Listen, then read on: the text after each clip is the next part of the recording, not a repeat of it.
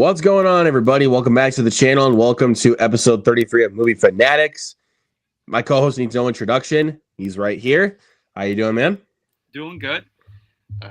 Was another hot day here in the city, and I'm looking forward to New York Comic Con this week. Heck yeah. And it's actually been a little bit colder for me. Like, it's starting to cool down. So, heck yes. And just to warn everybody, I talked with Luke before we went live. There will be no show next week because the next day will be my birthday. Right. So going yeah, to just relax, and then the next day going out with some friends. Yeah. So we'll probably say this again at the end of the stream in case if anybody's like just jumping in, but again, so yeah, next week there will be no show, but week after we're right back in. Yep. So, but yeah, we got some stuff to talk about. James Mangold has signed a deal with Paramount. Black Phone 2, apparently, according to Scott Derrickson, is more intense than the first one. And Anne Hathaway and Adam Driver are going in for a new movie. So we got a lot to talk about. And just to let Luke, you want to let everybody know that you sound and yeah, I'll tell them quick. So in case if I keep coughing or if I keep sniffling, I am feeling very stuffy. Like I am going through a little bit of a cold. So no worries, guys. I am feeling okay. Just bear with him. Just bear with me. If I keep coughing or anything, just bear with me, okay? Because like with how the weather is changing right now, like my allergies get triggered. So, but anyways, let's not talk about any of that. Let's just get right into the show. And we starting in the weekend box office. We got Hunter in the chat too. Dude, Hunter is like going right in with the chat here. Says, I just finished seeing Black Phone 2. Movie truly delivers. More unsettling than the first. Also went to a surprise screening of Marty Supreme. Timothy Chalamet might actually win Best Actor depending on how hard they campaign this movie. Not to mention, I think it gets into Best Picture. Could see that happening, but I think everyone knows what movie has my money in regards to the Oscars. He said, as far as Smash the Machine is concerned, I'm frankly disappointed with the opening weekend numbers, which we are going to get to. We're going to get to it here in just a second, and he's asking if you've ever been to a Broadway show. I have been to a Broadway show. I actually been to 2 Broadway shows years ago. It was on a senior trip. I think I was in the 5th grade. We saw Beauty and the Beast on Broadway, which I remember that being a very good show. And I think it was 2 years ago I saw Back to the Future on Broadway, Back to the Future the musical, which I loved. Nice.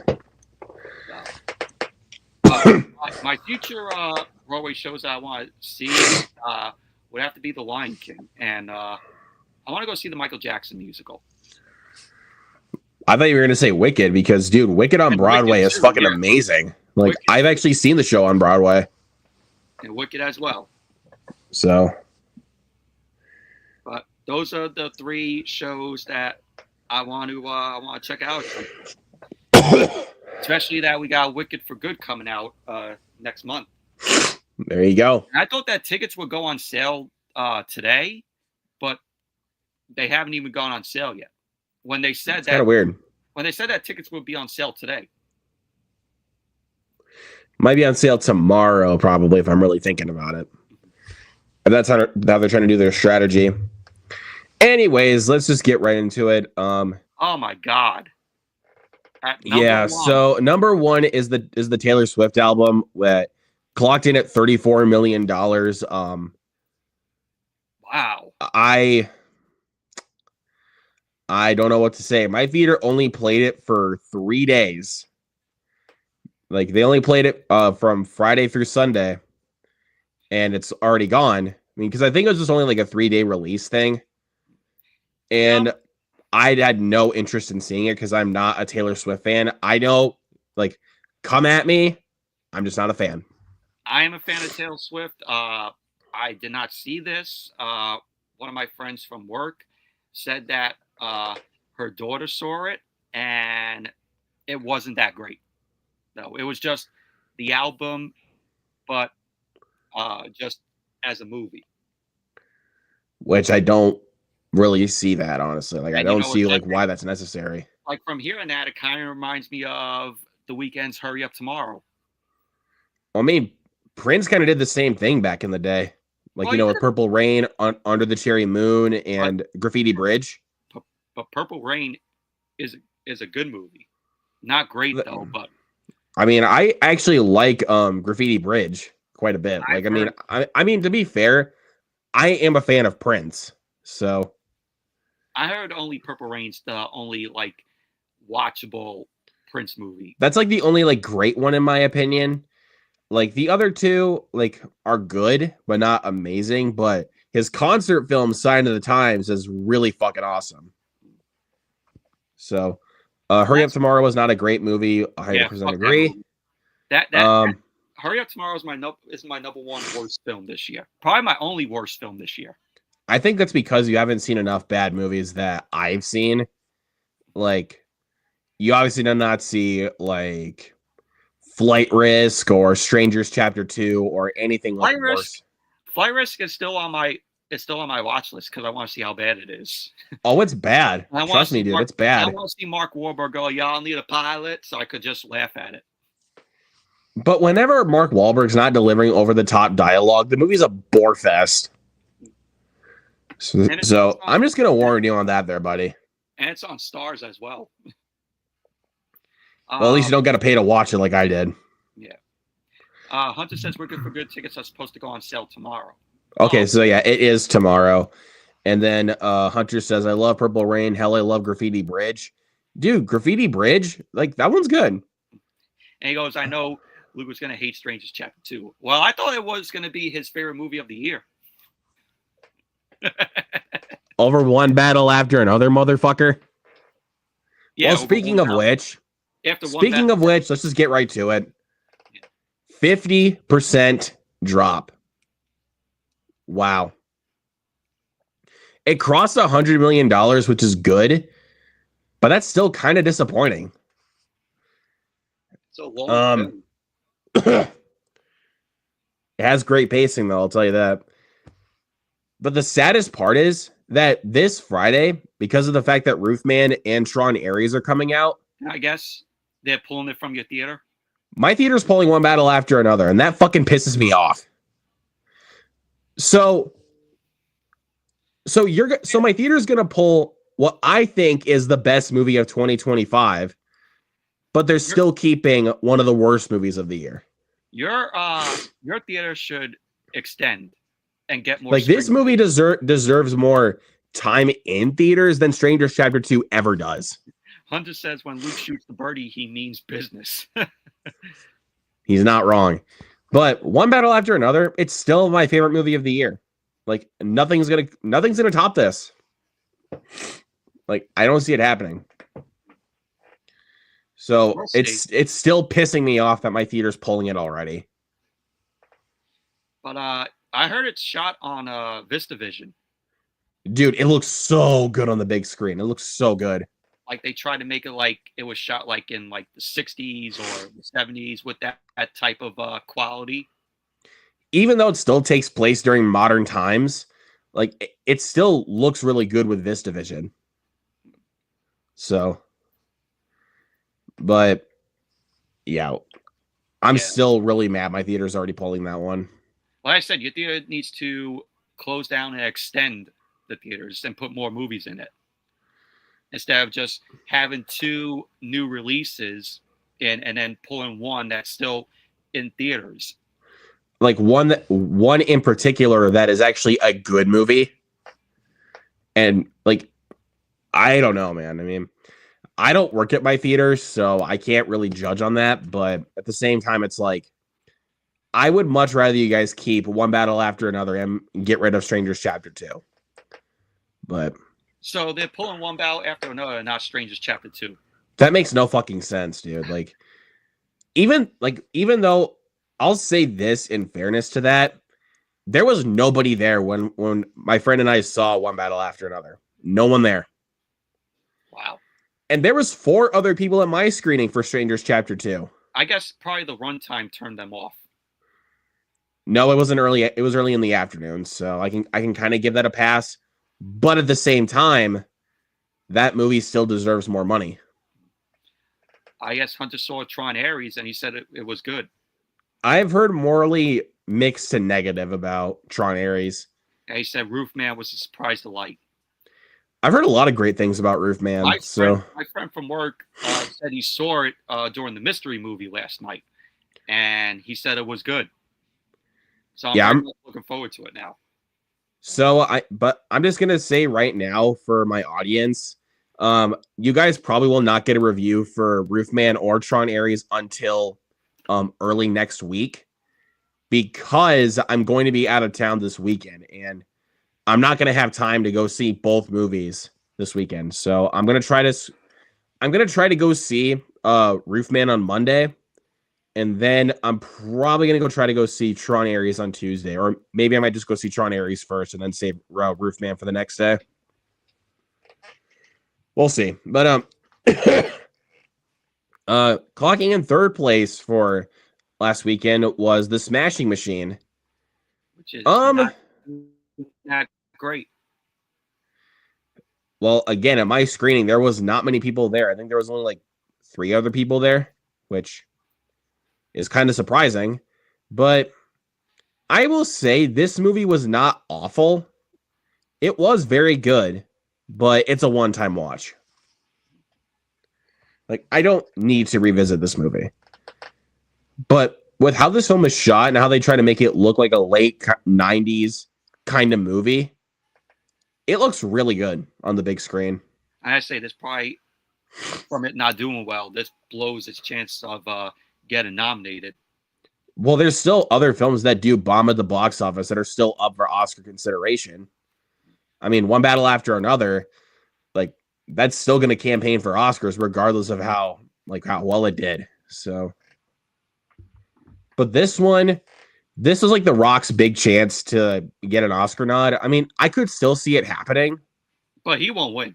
But he's not going to win that one. Like, that will probably be for Leonardo DiCaprio, honestly, if I'm really thinking about it. That's how I saw Roofman, which was the mystery movie. Okay. But yeah, Smashing Machine, very good, just a one-time watch. I honestly will never watch that again. Hunter says keep watch, burn One Battle After Another, Inherent Vice, and There Will Be Blood. This kind of seems a bit unfair because I have not seen Inherent Vice. But keep There Will Be Blood and watch One Battle After Another. It does seem kind of unfair because I have not seen Inherent Vice. That is still the only Paul Thomas Anderson film I haven't seen yet, is that one. I guess change Inherent Vice with Licorice Pizza. Probably. Or Punch Drunk Love. Or Punch Drunk Love, yeah. You could do that one. 41% drop for Gabby's Dollhouse. Don't care. When is Luke seeing this film? I'm still not going to see it. You know that already. I know. I'm just kidding. We go by what Jacob Hubbard said, where he walked into the theater and he saw a minute of it, and he's like, I'm good.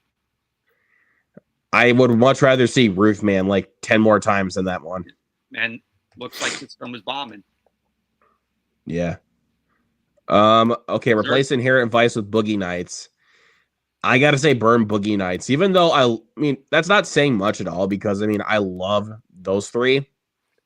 But Boogie Nights, I'd rather watch One Battle After Another, to be completely honest, because there's a more of an even pacing to it. Boogie Nights is kind of slow in parts. Speaking of Boogie Nights, it's getting released on 4K. I might pre-order it because I do not own Boogie Nights. It's got a nice cover to it. Yeah. Conjuring Last Rites, 39% drop. That was a moneymaker. 459 million. It's heading for that. It's going to head to the 500 million. I really don't think it's going to hit 500 million at this point because, I mean, it's been over a month since that movie's been out, and I really don't think that the tracking is really going to go any further than that. Like, it's really slowing down. But the movie wasn't even that great anyway. So, Demon Slayer, 50% drop. Yeah, this movie made also speaking of movies that made a lot of money. That honestly does not shock me. No. Avatar: The Way of Water made $3 million for its re-release. Yeah, re-release of it. I didn't even Yeah, know it was getting a re-release. Yeah, but if we all know, this movie already made over $2 billion already. So you add on this, it's probably made $3 billion, maybe. Let's take a look here. All right, so yeah, this movie made $2 billion, $330 million, $2.3 billion, which again is not shocking at all. So it's probably $3 billion now. Add on for the other money that made for the re-release. No, it's the overall box office right now is also adding the re-release. But I mean, if I'm really thinking about it now, yeah, Avatar: Fire and Ash, like that's an easy $2 billion right there. Mm-hmm. Easy $2 billion. Strangers Chapter 2, 51% drop. That movie can kiss my ass. No, not really. Oh no, it can't. It fucking sucks. Just give it a rewatch like you did 28 years later. But here's the difference. 28 years later, it's actually a good movie. And that movie actually takes time. Like, that movie I actually kept thinking about, and I was like, oh, okay, I see where they're going. And plus, with what they're trying to set up in the Bone Temple, I'm in. What they're trying to set up with Strangers Chapter 3, I could give less of a shit. Who knows if it'll go to theaters because this film is bombing. Yeah, this movie literally made no money. So I don't know why my theater is still keeping this one. I know it's a horror movie. Because your theater knows that you want to go watch it again. That's why they're keeping it. Fuck off, dude. Which is a crime. I really think my theater should just keep one battle after another. Out of all the movies they chose, they chose to take out one battle after another over Strangers Chapter 2. Let's go back for a second. Okay. My theater should have kept both The Long Walk and Him for longer than Strangers Chapter 2 is doing right now. I don't care what anyone says. Him was not bad. And again, The Long Walk, I don't think my theater should have pulled that when Strangers Chapter 2 came out because that movie, amazing. For other new films, Good Boy made $2 million, which is not really all that surprising because... No, I don't care to see it. It looks so depressing. I'm going to say this right now. I've been spoiled this, but to be fair, I just wanted to know, like, if that was the case. The dog lives. So, like, if there's ever a movie like where just a dog dies, I'm just gonna fucking lose it. But with this one, I've heard the dog lives, so I'm fine. That's good. Hunter says it's such a shame that the live-action Lilo and Stitch is the only movie that joined the $1 Billion Club. Movies such as Weapons and Sinners should have joined. I agree. But yeah, other than that, though, there's really not much else Long Walk, 48% drop. This movie deserves more money. Just saying. Downton Abbey, 59% drop. It's on digital right now, so... And him just dropped on digital today, so there you go. Wow, that quick?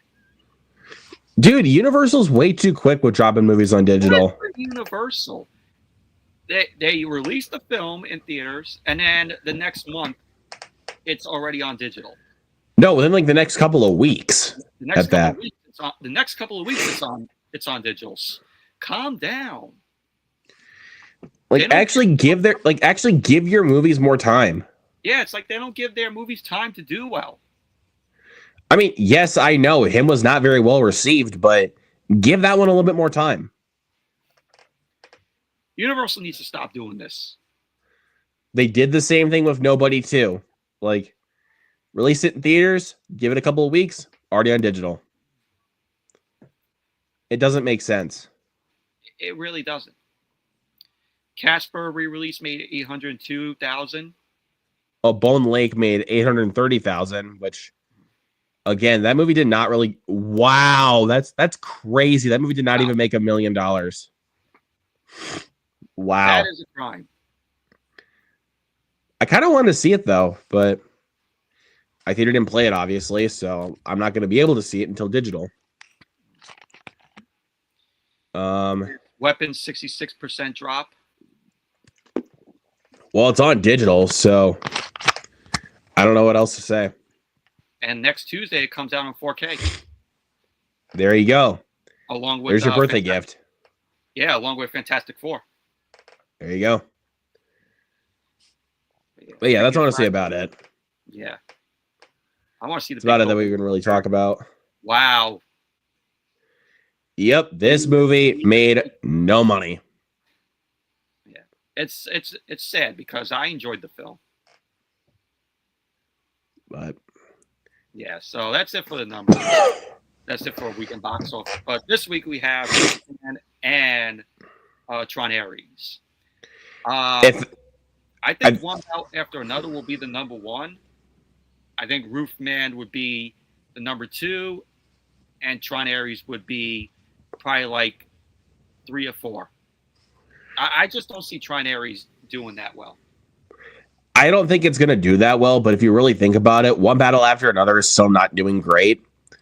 So I think Tron Ares is probably going to be number one because, you know, it's Disney. I think Roofman will probably be in the top 2 at least. But I just really don't see one battle after another really being in the number 1 spot next weekend. Because, I mean, Tron Ares is the biggest movie next weekend. But I don't know. Universal usually does digital release about 5 weeks after theatrical release. They're going to probably do this with Wicked for Good. I hope not. I really do. I don't know, dude. They need to... let's see. Truthfully, I don't think Tron Ares is going to do that well. I don't think it will either. He agrees with me on it. Even then, like, it's still probably going to be number 1 because it's Tron. Tron Legacy didn't do that great. It still made money, but not as much as they thought. Hey, let's look up Tron Legacy. How much that made? If the site will fucking load. Come on, numbers. Come on, the numbers. Let's go here. I think it's probably because it heard us talking trash about Tron Ares. Sorry. Yeah. Oh wait, here we go. Tron Legacy. So yeah, technically still made money, but again, not as much as it probably should have done. Yeah. So it made domestic gross made 172 million. Worldwide, it made 399 million. Yeah, but all right. So here's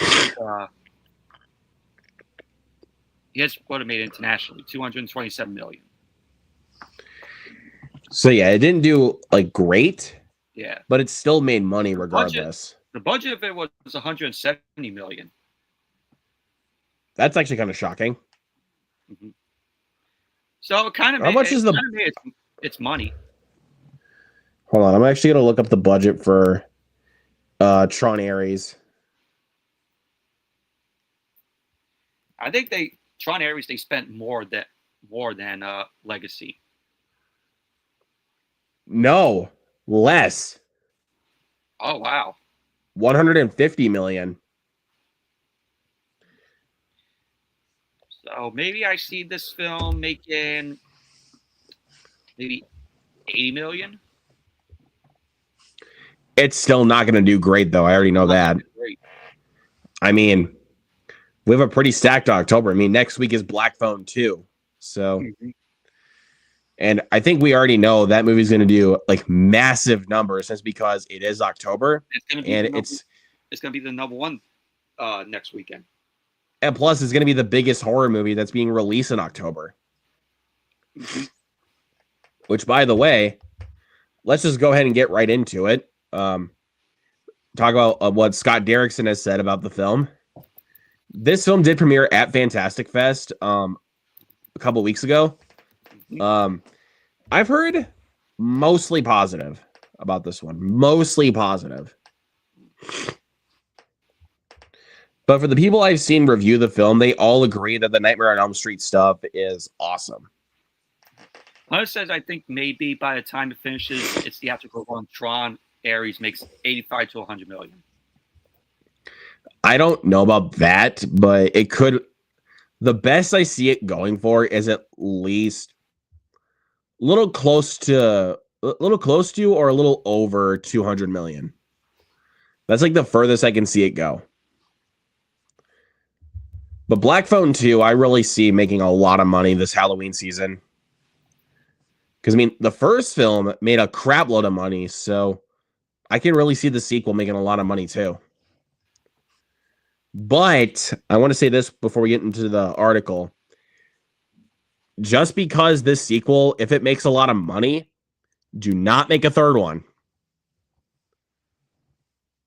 Just want to say that. Do not make a third one. But anyways, says has more intensity and more gore than the original, a different tone. Because the first one was a bit more simple storytelling with supernatural elements.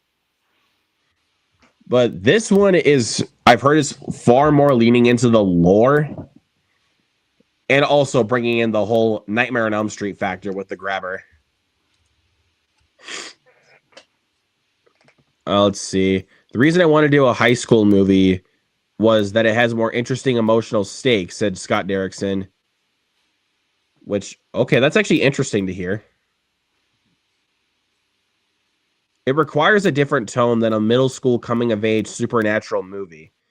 You just invariably are going to need to be more violent and more aggressive and maybe more shocking to escalate aspects of the movie beyond what the first movie did, because a good portion of the audience, the teenagers who grew up really loving the Black Phone, they're older now. They're the kids who paid to see Terrifier. So there's certainly more intensity and more gore. We were rated R, and one of the things we were rated R for was gore. There's no gore in the first movie at all. I kind of want to actually say that is actually kind of a lie with all the gore. There is a couple gory moments in the first film. Let's see. The change that you go through between middle school and high school may be one of the biggest, most dramatic changes you can go through in your lifetime. And I was really interested in who these characters have become, having gone through something so extraordinary. I didn't want to intensify the violence and horror to be more edgy. I was interested in being more mature, going deeper into the emotions of these characters, and trying to make a movie that worked as a pair.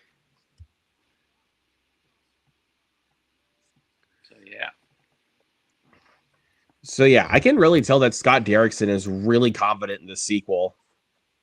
So it looks like he probably seen Terrifier, as he mentioned it in the article. Well, I mean, you probably should know Terrifier at this point. Those movies are known for their gore, like insane amounts of gore. Give Oz Perkins 3 Psycho movies. I don't know exactly what that means. I guess if you wanted to do like psychotic movies. Well, I mean, Oz Perkins has already been putting out 3 movies within the last year. You know, Long Legs, The Monkey, and coming up in November, Keeper. Hunt says a few friends of mine who knows people who were on the crew on Black Phone 2, they believe the budget for the second movie is between 25 to 30 million. Bank right there. Like, Said you've got bank. He said the first black phone was made for 16 to 18 million and made over 161 million. So there you go. Like, bank right there. So I really don't see how the sequel is going to do bad, especially with how successful the first film was and how critically praised it is. I can already tell that there's going to be a third film. I don't want there to be, because Scott Derrickson has firmly said the reason why he made a sequel is because they actually had a story that they wanted to tell. And not just try to be like, oh, like the first one made a lot of money, so here's your sequel. And if a director says that, then it's got to be good. And I mean, I still trust Scott Derrickson because he is one of my favorite horror directors working right now. I mean, the dude did Sinister. It's a freaking scary ass movie. I've never seen it though. I think he must really love working with Ethan Hawke, because he worked with Ethan Hawke on Sinister. And of course, Ethan Hawke was the grabber in the first Black Phone, returning in the sequel, but going full Freddy Krueger, which has me really, really excited. So we have a director in talks for Final Destination 7, which I'm glad we're getting a seventh one because of how well Bloodlines did. There's a lot of ideas that can go around with a seventh Final Destination. Well, actually, to speak on Oz Perkins here really quick to respond to Acres of Movies. Like, Oz Perkins already has another script going around. So he's already working on another movie.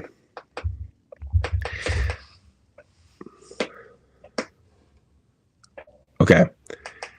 With Michael Blanchard to direct Final Destination 7. Okay.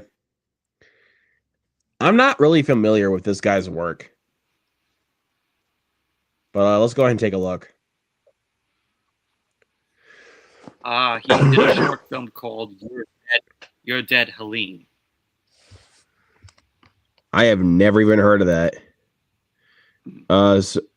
So Blanchard's penchant for blending horror, comedy, and romance reminiscent of early Edgar Wright. Ooh, okay. That's interesting. He will go on to direct his debut Night Call. Huh. Never heard about that one. First Belgian feature to win 10 McGrady Awards. That's the Belgian Oscars. Yeah. Interesting. He's currently adapting You're Dead, Helene into an English language feature at TriStar Pictures after a highly competitive auction, which he will direct with Sam Raimi producing. Already has my attention. I mean, if Sam Raimi is involved in any project, whether he's directing or producing, I mean, I'm always in. Fucking love Sam Raimi. Who doesn't? I mean, the guy literally made Spider-Man and Evil Dead. Who doesn't love Sam Raimi? Drag Me to Hell as well. Drag Me to Hell. A Simple Plan, which I think is very underrated. I'm trying to remember another great Sam Raimi film. The Quick and the Dead, which is honestly my favorite Sam Raimi movie. Multiverse of Madness. It's a good one. Doesn't deserve to hate that it gets. Even though I do kind of agree with some people, like, whenever it's kind of just being like a normal MCU movie, it's where it kind of tanks a little bit. But when it's being like full on Sam Raimi, like that movie peaks.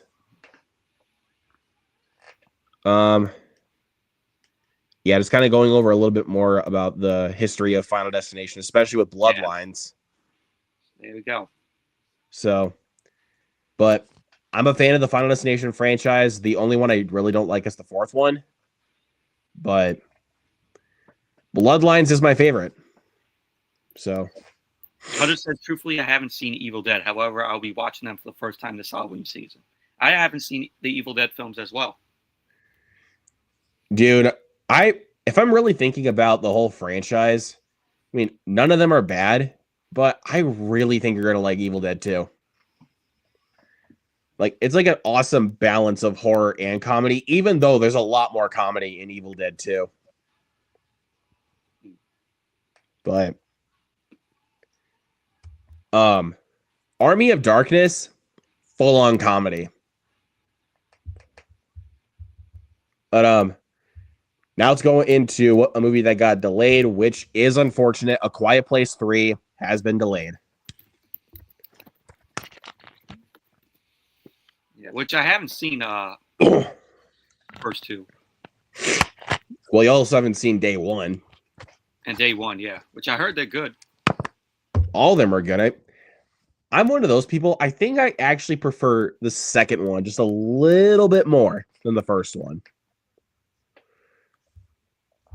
I think Hunter was referring to the original Evil Dead.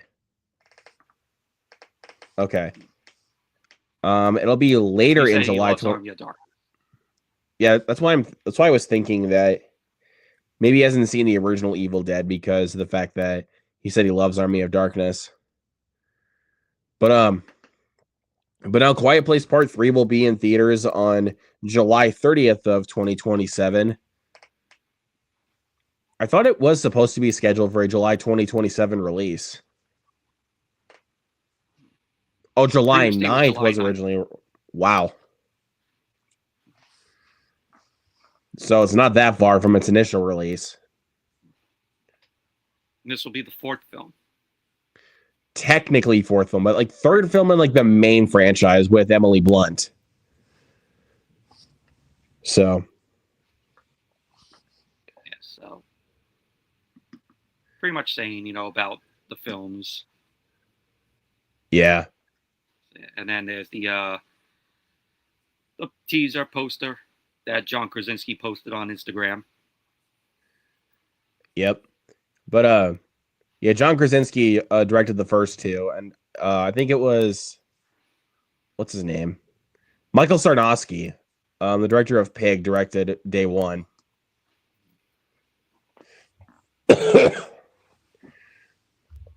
So yeah, I kind of want to watch it in that chronology. Oh God, sorry. Hunter said you are correct. I have not seen the original Evil Dead movies other than Army of Darkness. So he hasn't seen Evil Dead 2. But Hunter, if I may ask, have you seen the remake of Evil Dead?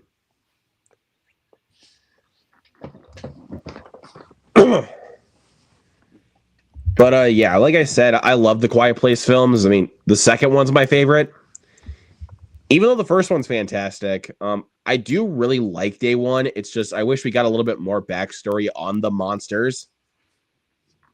Because it's just basically like, hey, like here's like the first day of the apocalypse. We don't really get much backstory or anything. He says he has indeed seen the remake. All right. Anyways, Michael Shanks is setting a new film with A24. And if you guys don't know who Michael Shanks is, this is the guy that directed Together. With Dave Franco. Yep, Dave Franco and Allison Brie. Which I heard is a very good horror film. That movie is awesome. But I will say there are some really gory moments that will make you squirm. Because it is a body horror movie. The next film, Hotel. Wow.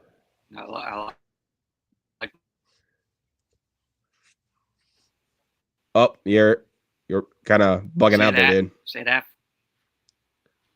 Oh, man. Internet again. Okay. Yeah. Say hotel. There you go. My God, dude. Like, that's... Hunter says Together was very unsettling. Yeah, dude, it was a good one. I think it'll be coming out physically here in a few weeks. Wait, no. That's next month then. Never mind. But I mean, when we get to the whole October physical releases, no, not October. November. Excuse me. Jesus Christ, dude. My God. We're already in October. It is October. Oh my God, dude. But when we get to the November physical releases and new releases, in a few weeks when we do another episode, then that's probably when we'll talk about it, because I know for sure that's when it's getting its physical release. Born Hotel. The sci-fi thriller from Together writer-director Michael Shanks, who wrote the script that appeared in 2021 Blacklist, will also direct and produce. We got a description of the film where it follows a man wakes up trapped in a mysterious hotel room, all alone in a mind-bending prison. His only chance for escape is teamwork with himself. Interesting. Adam McKay is one of the producers.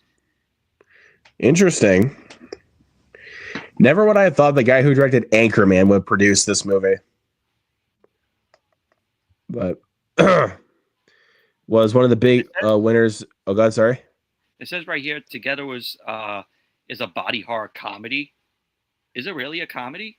There is comedic elements in there, but it's full straight out horror. But it is also pretty much a body horror movie, like kind of in the vein of The Substance, but a little less gory, but still moments that will make you squirm. Like, I will guarantee that. By that poster, by the poster of the film, like it says right here, it's a body horror comedy. I don't see any comedy in that poster. That poster makes it a full-fledged body horror film. It is still a body horror film, but whenever there is comedy in it, it is still pretty damn funny. So, yes.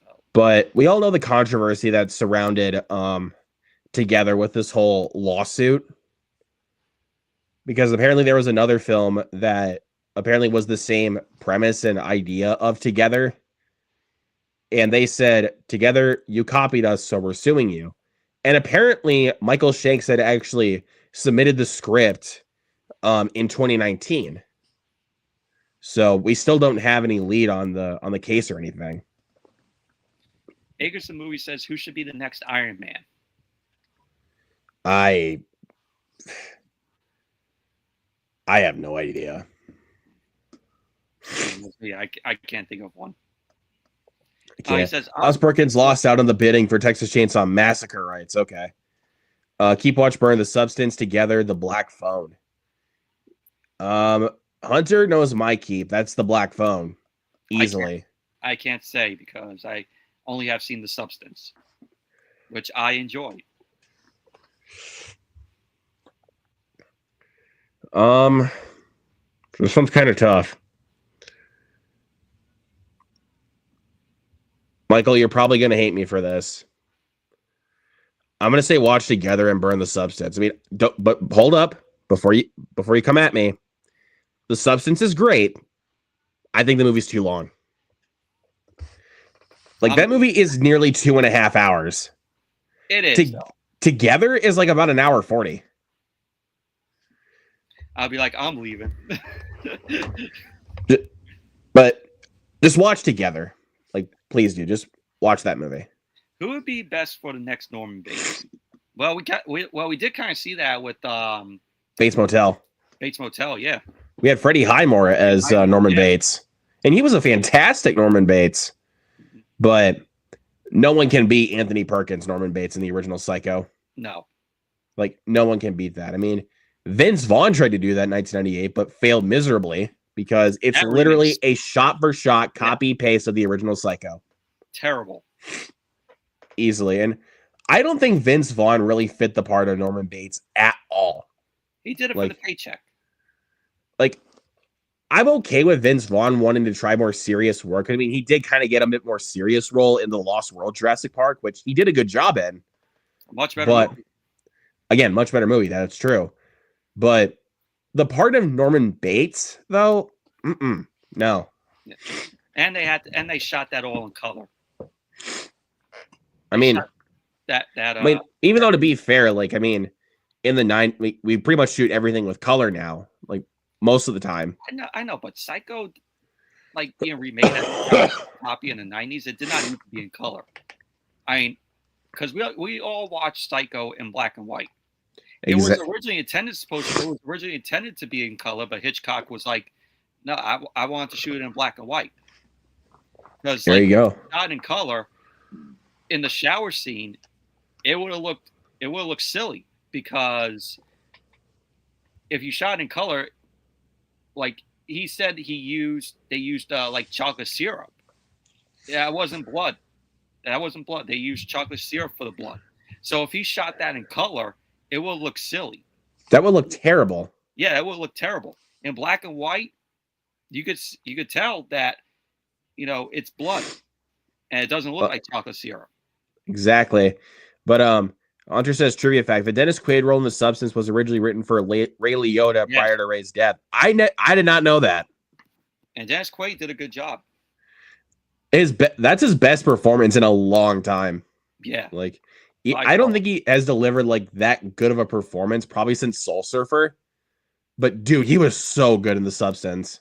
Like such like a slime ball role for Dennis Quaid, but dude, he pulled it off. He always had that. He had that high like that. Like dude, that was a really creepy role for him, but damn, he was good. And All Restless, what's up, dude? Says what's up, Fanatics? What up? But yeah, Michael, if you really need a recommendation for this year, I recommend Together. Because you love The Substance. Mm-hmm. I really think you're gonna like Together. I do want to watch the Pete Davidson film, Home. The Home. Yeah. If we're talking about Home, you're talking about the animated DreamWorks movie. Like it's called The Home. Home. The Home. I bought it, still haven't seen it, but maybe once we log off, I'll probably watch it and see what I think. Because I've heard a lot of terrible things about it, but we'll see. Anyways, let's go ahead and move on to this. Paramount has signed a overall deal with director James Mangold. Good news. This is interesting.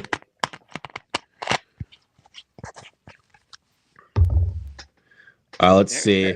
Pete Davidson is painful to watch. I disagree entirely. I love Pete Davidson. Oh, Restless, watch King of Staten Island. Then King of Staten Island is fantastic. Have a change of but because I live out here. Yeah, but but yeah, like we said, if you watch King of Staten Island, like Pete Davidson's great. But if you watch The Pickup, that's like lower tier Pete Davidson. Because I've said this before and I'll say it again. Like that movie's literal like peak of comedy thing is Pete Davidson farting in an armored truck that has no windows. Thank God you told me about that film, and for me not to see it. You were looking forward to that because Eddie Murphy and Pete Davidson were in it. But then when you told me that, I'm like, really? Yeah, and dude, Eddie Murphy wasn't even that funny in it. Another paycheck for Eddie Murphy. Watching King of Staten Island for the first time today, and I loved it. He is so great in that movie. I agree. I mean, I'm trying to think of like other great movies. Restless is like, of course, Michael likes King of Staten Island. I love it too. I don't even live out in Staten Island. I love the film, but I'm like, I'm not just saying that because I live out here. Exactly. To be fair, I haven't seen it. I've only seen Bodies, and I hated looking at Pete Davidson in that. I think he's good in it. I mean, he doesn't have as much screen time as he does in King of Staten Island, but he's good in Bodies. Hunter says, if you want to see Dennis Quaid play a creepy as hell role, watch Beneath the Darkness. I have not seen that. I'll have to check it out. But I'll say this before we move into this article. Another one that Pete Davidson is good, and I'll say Dogman. He plays as Petey the cat. He's really freaking funny. I mean, you can tell that it's you can tell by the voice of Petey that it is Pete Davidson, but that's not a bad thing. Signs filmmaker James Mangold to overall deal. Paramount Pictures has just inked an overall deal with 5-time Oscar-nominated filmmaker James Mangold, under which the Logan and Ford vs. Ferrari filmmaker will develop, direct, and produce feature film projects for the Skydance-owned studio. The deal comes in the wake of the new... hold on. The deal comes in the wake of the new Paramount announcing its first big project under studio co-stars Josh Greenstein and Diana Goldberg. Co-chairs. What? Studio co-chairs. Studio co-chairs. Sorry, my bad. That being Mangold's reteam with Timothy Chalamet High Side. Paramount won that project in a highly competitive bidding war. Said Paramount Pictures co-chairs Josh Greenstein and Dana Goldberg. James Mangold is one of the most talented filmmakers working today, and we could not be more excited to welcome him to the Paramount family, starting with High Side and many more collaborations to come. Mangold says, I am very excited to begin this collaboration with David, Josh, and Dana and everyone at Paramount. The enthusiasm that they have demonstrated toward big screen films and the passion with which they have embraced my ideas for future projects is truly thrilling. High Side is based on an original and currently unpublished short story by Jamie Oliveira, who is also adapting the screenplay, which follows a former MotoGP racer. Interesting. Directing credits include Heavy, Copland, Girl Interrupted, Walk the Line, 310 to Yuma. I mean, the dude's made a lot of great movies. I don't think they listed one here that I don't. Oh, I was trying to look and see if I could find it because I know there's one film that he directed that I rewatched recently that I think is super underrated. It's called Identity with John Cusack and Ray Liotta. Fantastic. And dude, that twist, like, dude, there's a great twist. Like, I can't spoil it, but let's see. Ford versus Ferrari. Amazing. Ford versus Ferrari. Amazing movie. I saw that in the theater and I enjoyed it. I wish I saw it in theaters, but I think the first time I watched it was when I got the Blu-ray. I watched it with my family and they loved it. I wasn't expecting that ending though. Dude, that ending hit hard. A Complete Unknown, that's a great film as well. Logan. What else can be said about Logan that hasn't been said already? It's an incredible film. I have not seen it. Wait, what? You haven't seen Logan? Yep. Wow. Perfect send-off for Hugh Jackman's Wolverine. I don't know what else to say. Yeah, Girl Interrupted and 310 to Yuma are my favorites. I love 310 to Yuma. I don't know. I can't really tell which one's my favorite. I think I'm actually gonna go Walk the Line, honestly. I think I'm gonna go Walk the Line. Cyber Warrior, what's up, dude? What's up? Good to see you. Hunter said that Eddie Murphy Pete Davidson movie was so bad I would rather hear Eddie Murphy scream John Jacob Jingleheimer Schmidt at the top of his lungs in protest than watch that or Pluto Nash again. Skylar says, by the way, what's up, Skylar? Hope you're doing well, buddy. Just received my copy of Avatar Way of Water from Amazon on 4K, so pumped for the third one this December. I'm excited. What are your thoughts on the James Mangold movie Copland? If you haven't seen it, I totally recommend it. I love Copland. Like, that is honestly one of the best cop dramas out there. It actually goes into police corruption. It's an awesome movie. Like Stallone taking on one of the more serious roles that he's ever done. And also you got Robert De Niro, you got Harvey Keitel and Ray Liotta. Almost a De Niro again. Yeah. And that's a film that Martin Scorsese would have directed because he used all of them. But yeah, I mean but yeah, James Mangold directed it. So there you go. Hunter said Identity is so underrated.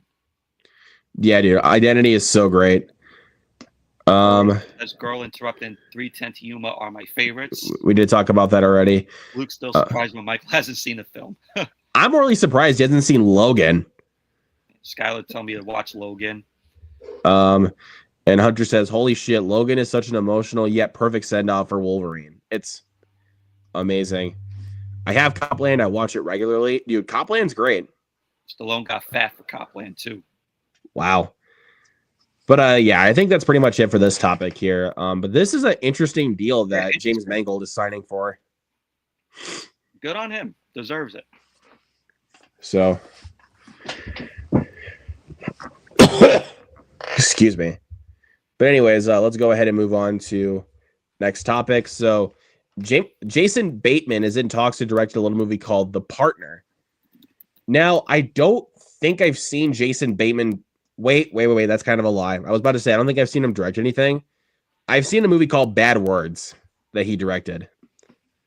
It's where basically he's a guy that finds a loophole in entering into kids' spelling bees. It's a pretty funny movie. I mean, it's definitely Jason Bateman style humor. Bad Words.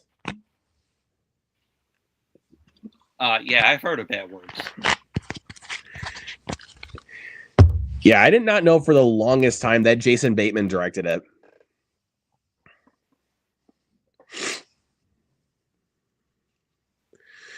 The take of John Grisham's The Partner with Tom Holland, Rideback, and Aggregate producing.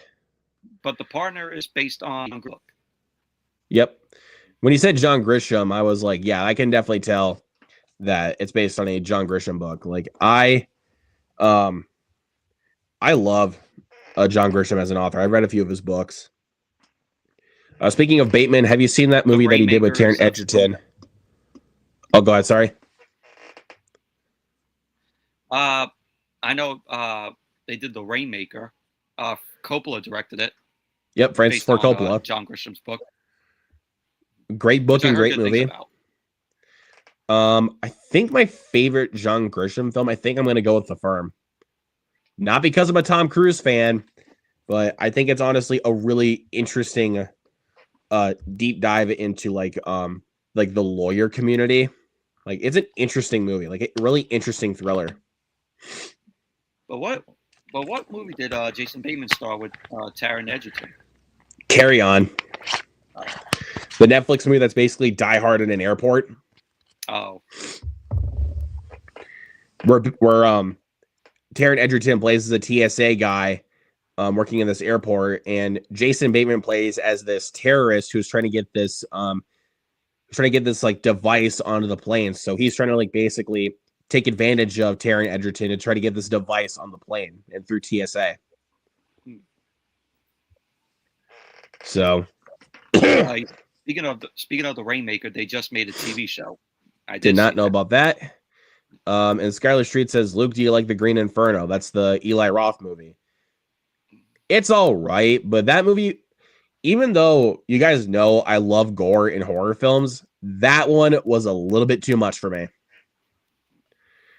I will just say that right now. That one was a little bit much. I don't know if I can... Jason Bateman as a terrorist, I don't know if I can see that. Dude, he actually plays it really well in Carry On. Like, he plays it really well. Universal's adaptation of John Grisham's The Partner, the Ozark star, EP, and director. Executive producer and director will also executive produce The Partner under his Aggregate Films, which, with his partner Michael Costigan producing. Deadline first told you about the project with Tom Holland is producing and is planning to headline. Rideback secured the rights in 1997. With the input Imitation Game Oscar-winning scribe Graham Moore on it, and set the project up at Universal. Also bringing over some of the other John Grisham books of movie adaptations like Time to Kill, The Client, and Runaway Jury. Also really good movies. Time to Kill, is that the movie that they made, A Time to Kill? Yeah, it's A Time to Kill with Matthew McConaughey. Mm-hmm. All right. Yeah, I mean, but also The Client is a really good one with Tommy Lee Jones. Directed by Joel Schumacher. Wait, I was trying to... Oh, wait, that's right. Joel Schumacher also directed A Time to Kill. I just remembered that. Green Inferno has terrible acting. I actually can agree. I've seen a little bit of A Time to Kill. It's a good one. Anyways, final deal is that he'll play Patrick Lanigan, a young partner in White Shoe Biloxi law firm who fakes his own death in a burning car. He leaves behind a wife, a newborn daughter, and a secret. Interesting. What he's actually done is fake his death to create a template for a new life by stealing $90 million from a client of his crooked law firm. He finds happiness and love in South America. When the client who works so hard to defraud the government finds the money is missing from his offshore accounts, he becomes determined to hunt down the lawyer he doesn't believe is dead. That leads the attorney to have to turn himself into the FBI and face up to the child and wife that he left behind. That'll be interesting.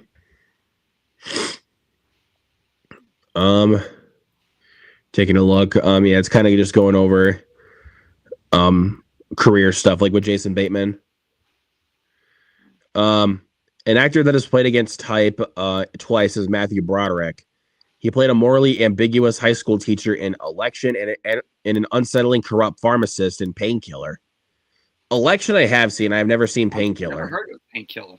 I've heard of Election, though. Election's great. I mean, another Alexander Payne movie.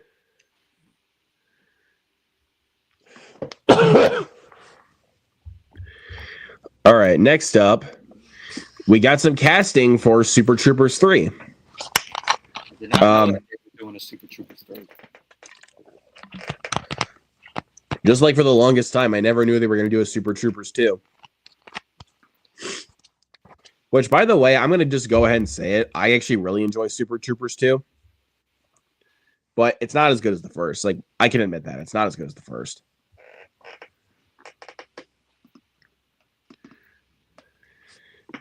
I didn't think Super Troopers 2 did well. I don't know. Let's go ahead and take a look at the article from Variety.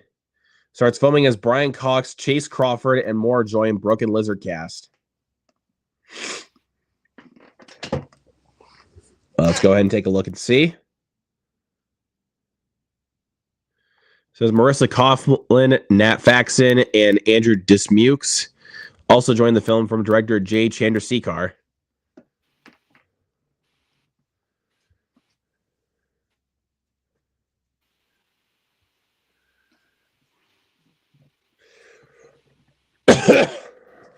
Anyways, let's go ahead and take a look.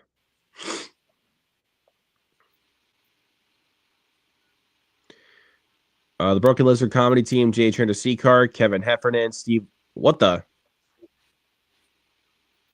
What's going on? Totally.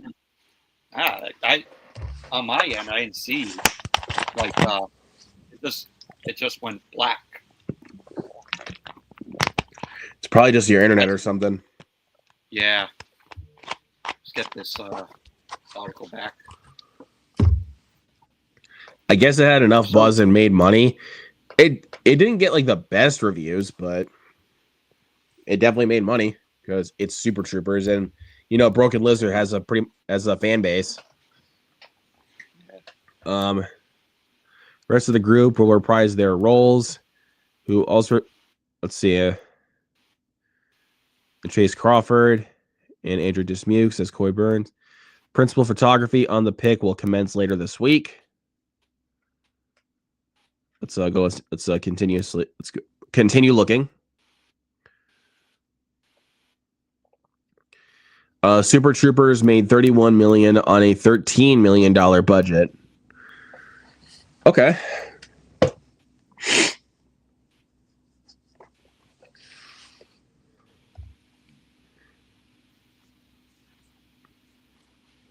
Let's take a look here. Broken Lizard has been part of the Searchlight family for over 2 decades, and we couldn't be more thrilled for another entry in the Super Troopers saga. Super Troopers has a way of making the absurd feel inevitable, and we can't wait to bring audiences along on another adventure with these characters who will leave a trail of joy and laughter wherever their patrols may take them. Oh, Super Troopers 2, okay. Made $31 million on a $13 million budget. To be fair, the $13 million budget, that movie was crowdfunded. So, anyways, let's go ahead and continue. Broken Lizard is excited to help bring the theatrical comedy back to America, we say. It's mustache growing time.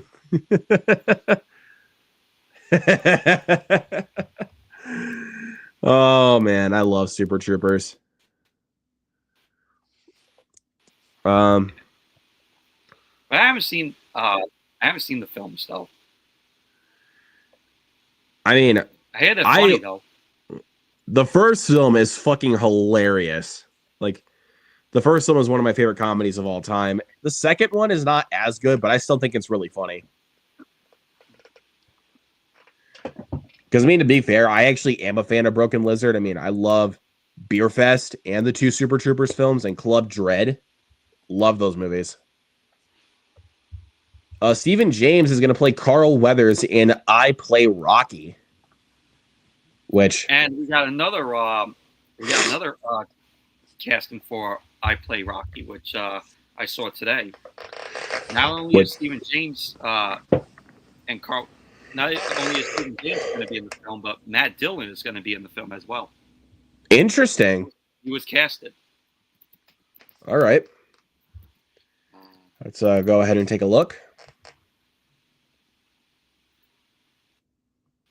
And you'll all be surprised, but I have never seen the Rocky films. I've seen bits and pieces of it. You haven't even seen the original Rocky. I respect the film, though. I respect,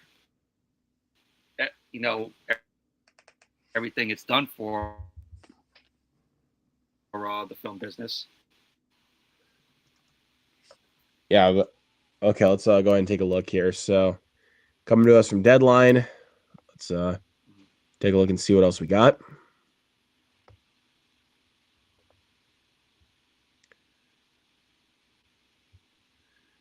Oh, look at this.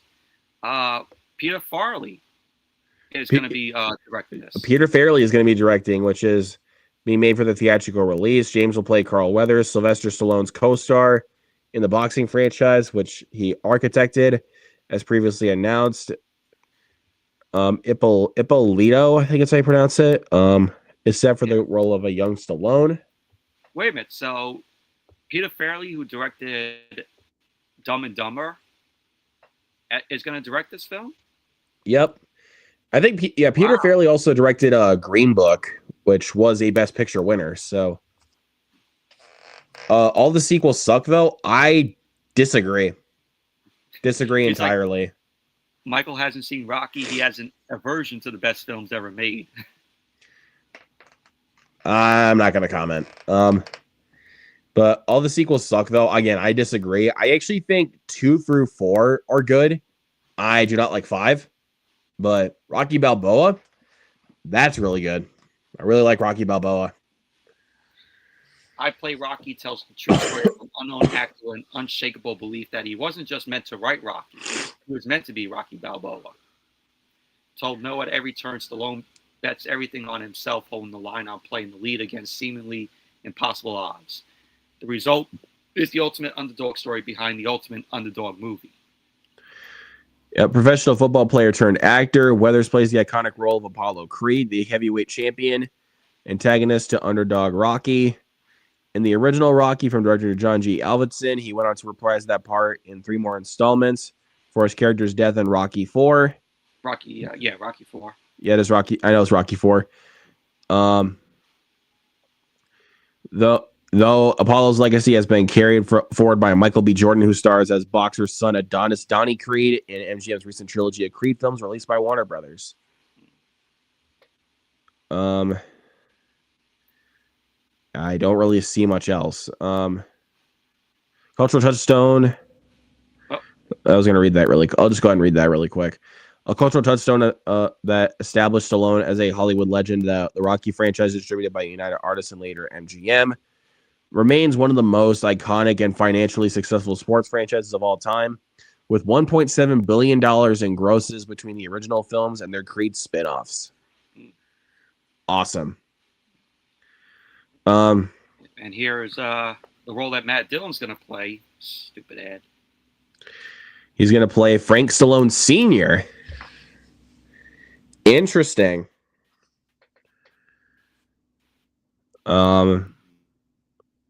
Okay.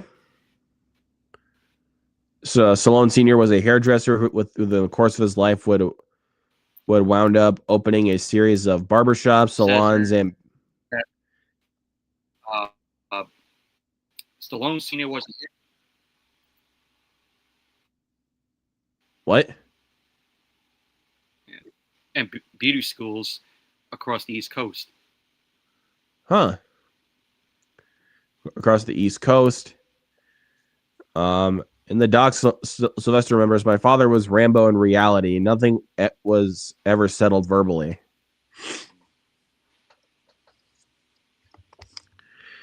So, nonetheless, sought his father's approval throughout life, including through his art. He arranged for him to make a cameo in 1976 Rocky as a timekeeper.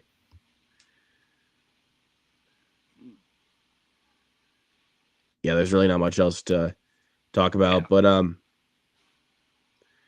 but yeah, I'm all in for the casting choices for what they're going for. Mm-hmm. So I mean, I'm definitely interested to see the biopic about the making of Rocky.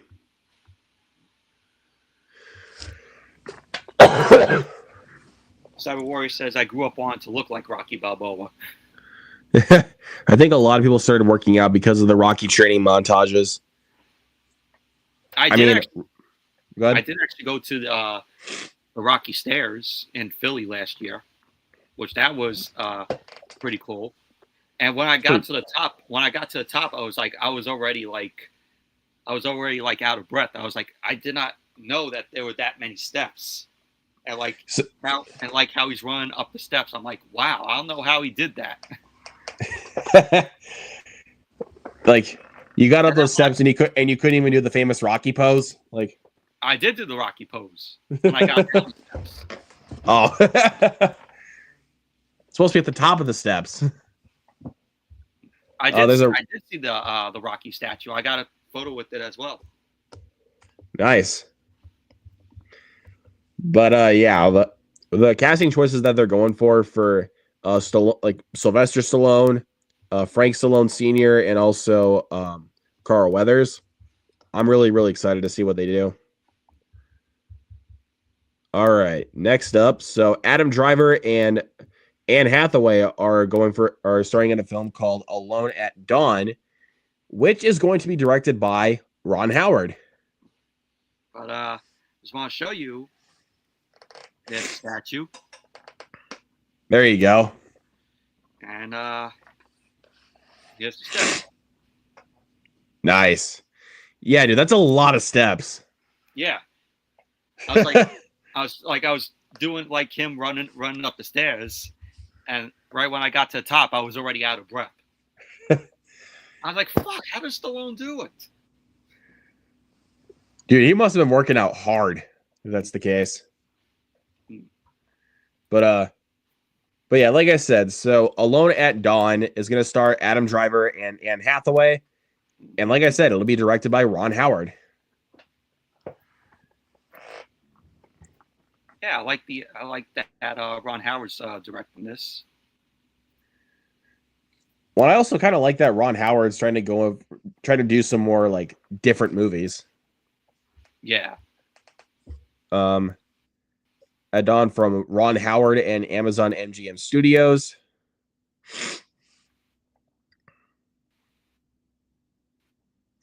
What's your favorite Ron Howard movie? Ooh, that's a good question. You know, I'm gonna look on Letterboxd to maybe see if I can. Amazon MGM is like on a roll. Dude, they're making like a lot of shit, dude. It's crazy. Again, really quick, so that before we dive into the article, I'm gonna look and see which one is my favorite Ron Howard movie. My favorite Ron Howard movie would have to be Ransom. I love Ransom. This one is kind of tough because I really like a lot of Ron Howard movies. Like there's like I'll just name a few. I like Cocoon. I like Cocoon. I have not seen the sequel, which he didn't direct, but the first Cocoon is really good. I love Ransom. I love The Grinch, and uh, the rest, I'm like, I have not seen. The rest of his filmography, I have not seen. I do want to watch Night Shift, which I have the VHS of it. you haven't even seen Apollo 13? Houston, we have a problem. But I think if I'm gonna be honest, like I'm gonna just go a 3-way tie with Ron Howard. I'm gonna go Apollo 13, A Beautiful Mind, and Frost Nixon for my favorites for Ron Howard. I mean, I love The Grinch, I love Rush, Ransom. I do want to check out Willow though. Willow's good, but not great. It's dated. Honestly, it's very very dated. 13 Lives, that was a good one that was on Amazon Prime. In the Heart of the Sea is pretty good. I enjoyed that one with Chris Hemsworth and Tom Holland. Solo Star Wars story is probably his worst. I still think it's good. I don't think that's his worst. That would go to Hillbilly Elegy. I fucking despise that movie. I never even heard of Hillbilly Elegy. I think Glenn Close was nominated for Best Supporting Actress for that. She was good in the movie, but not Oscar worthy. But to be fair, the movie came out in 2020, so there was not really much for that. But yeah, I fucking hate that movie. Yeah, like you said, Ransom was good. Far and Away, I enjoy that one. Parenthood. Parenthood's good. I enjoy Parenthood. Cinderella Man. I love Cinderella Man. Russell Crowe. Basically, it takes place during the Great Depression, and it's also a boxing movie. But his most recent film he directed was Eden, which I still have not seen. I do want to see because of because I've heard it's basically Lord of the Flies with adults, but a lot of the shit that actually went down in the film, apparently a lot of it happened. Oh wow! So that gives me more interest to see it. No Love for Backdraft. Backdraft is great, but it's not my favorite Ron Howard movie. I've seen clips of Backdraft. But the special effects of the fire for Backdraft are honestly amazing. Like how they still hold up after all these years. But I mean, it's one of the best firefighter movies out there. I mean, there's not really a lot of firefighter movies. Like we don't really get a lot of those. Like the best ones that we've gotten are Backdraft and Only the Brave. But yeah, Ron Howard is no stranger to taking real life stories and adapting them into incredible cinematic experiences. And he looks to have found the next powerful story to tell. So yeah. What's Cinderella Man? I'm picturing a man in a princess dress. Oh my god. It's a boxing movie with Russell Crowe that takes place during the Great Depression. You know, when that film came out, I thought the same thing. But then you look at the poster and it's like that is like far from it. But it's also got Paul Giamatti as well. I think, yeah, Paul Giamatti plays as his trainer. Or says I could see that film being made in this day and age. Yeah, you're not wrong. Producers include Imagine Entertainment, The Hideaway Entertainment, and Throughline Entertainment. In addition to Christy Grisham, William Connor, and Patrick Newell, Michael Russell Gunn will executive produce. Well, that's his company. That's Ron Howard's company, Imagine. Yep. Well, and also Brian Grazer's company too. Because I mean, yeah. Brian Grazer and Ron Howard's company, Imagine Entertainment. Like, if you ever see Imagine Entertainment's name on a certain movie, like, it's pretty clear that Brian Grazer probably produced it. So, like Nutty Professor films, The Grinch, The Cat in the Hat. Yeah, we don't speak of that film. I can still speak about it. I don't understand how you like that movie. Nostalgia, okay? Cut me some slack, bitch. I guess you could say, you don't understand how I like Morbius and Kraven the Hunter. Kraven the Hunter, that's the one I don't understand, but like Morbius, you say is like a guilty pleasure, so I'll let that one slide. But like genuinely liking Kraven the Hunter. Anyways, that's hell. I even like Spawn. So, well, Spawn's a guilty pleasure too. So it's still a bad movie. Like, don't get that wrong. That is still a bad movie. Hell, even Kazam I like. Kazam can have its so bad it's good moments, but in reality, it is a bad movie. Yeah. Based on the book of the same name by Dan Schilling and Laurie Chapman, Long Fritz, and is inspired by an incredible true story. After the Air Force Combat Controller John Chapman fought to the death to save his fellow soldiers, an intelligence officer strives to prove his valor, leading an investigation that ultimately would secure him the Medal of Honor. Schilling is a military consultant on the movie, and like Chapman, also was a combat control technician. Chapman Longfritz is Chapman's sister. Interesting. Okay. So, the story is incredible on its own. The journey the project has made to get to this point is just as impressive. Throughline brought the manuscript of Alone at Dawn to the Hideaway Entertainment, which optioned it in a heated bidding war before it became a New York Times bestseller. If it becomes a New York Times bestseller, you know you got a great book. Yep. 100%. But yeah, this seems like a really interesting story to adapt to the big screen.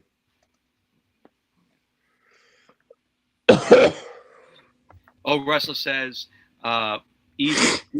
every episode, Kraven the Hunter gets brought up. Love it or hate it. You guys can't stop talking about it. Because of this guy. Because of me. Because he loves freaking trolling me about Kraven the Hunter. Because it actually fucking sucks. I don't know what else to tell you, Michael. That movie actually fucking sucks. So Jim Carrey has gotten feted for France's honorary Caesar Award. Very well deserved. 100%. 100%. I mean, Jim Carrey is literally one of the best alive, so I don't know what else to say. Mm-hmm. But yeah, set to receive an honor tribute. Very well deserves it. He's one of my favorite comedians. Well, not even just comedians, but just actors in general. Like grew up with the guy. Jim Carrey is one of the reasons why I love movies. So he's the reason why I want to become a filmmaker and why I want to get into the film business. If this thing will load here. Jim Carrey to receive honorary Caesar Award at 51st edition.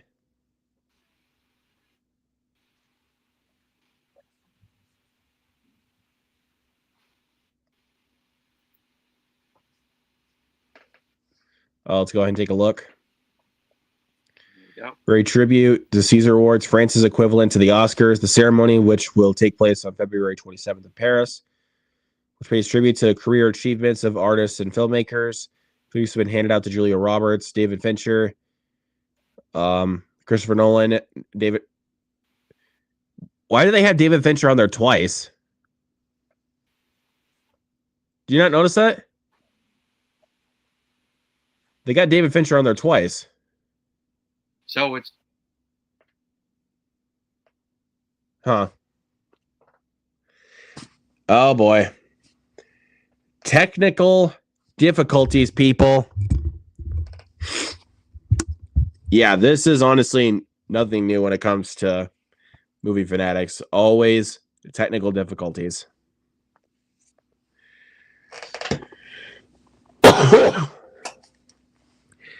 Again, for anyone just popping in, why I'm coughing or sniffling a lot, I'm still getting over a cold. Just want to let you guys know. Sorry, my stupid internet. I was about to say, dude, like Your internet's been acting up a lot today, dude. Yeah, Like, I know. No offense at all, but it's like Never liked this. it's like glitch, glitch, glitch, glitch. Like it's just doing that kind of shit to you, dude. That's Verizon for you. That's why I don't use Verizon for my internet.